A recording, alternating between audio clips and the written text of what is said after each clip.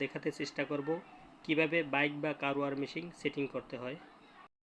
দেখেন প্রথমে এরকম একটি বক্সের ভিতরে মেশিনটি থাকবে, দুইটা লক থাকবে। এই লক খোলার পরে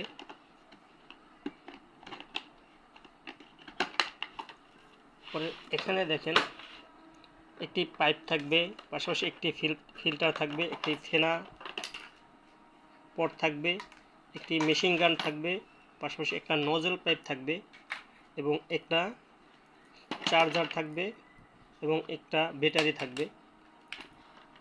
নজলের সাথে দুইটা নজল থাকবে, এটা একটা হলে চিকন আর একটা হলে স্প্রে আকারে।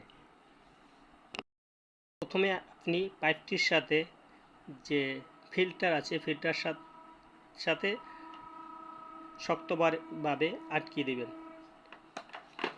আটকিয়ে দেওয়ার পরে এই অংশ পানির ভিতরে থাকবে, অপর অংশ এই যে অপর অংশ মেশিন গানের সাথে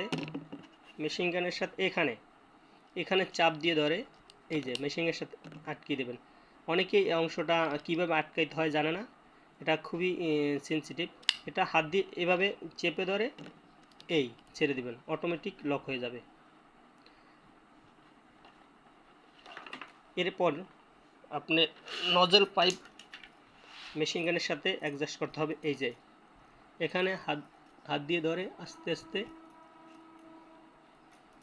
পেজগুলো অ্যাডজাস্ট করে শক্তভাবে আটকিয়ে দিতে হবে। এই যে আটকিয়ে দিলাম।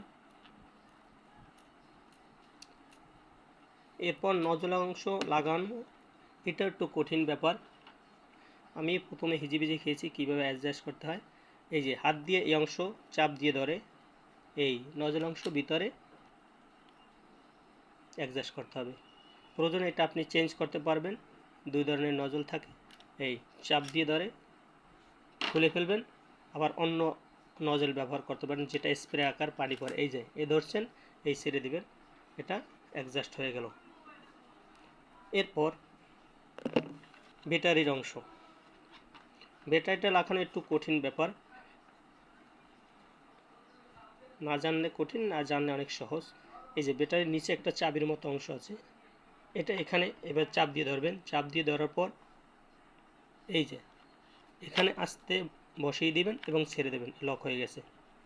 এখন দেখেন এটা মেশিনটা সেট হয়ে গেল।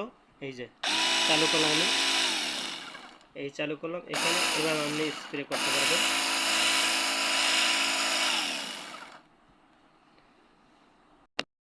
সময় বাইকে ফেনা করতে হয়, এই জন্য এর সাথে ফেনা পট অ্যাডজাস্ট করা থাকে। এই যে ফেনা পট, এখানে আপনি শ্যাম্পু বা ডিটারজেন্ট জাতীয় লিকুইড দ্রবণ করে এটা এখানে অ্যাডজাস্ট করতে পারবেন।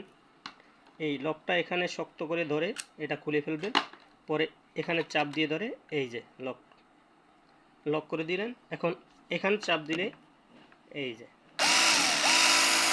এখানে চাপ দিয়ে ধরে লকটা এখানে চাপ দিলে আপনি এখান থেকে ফেলে করে হবে।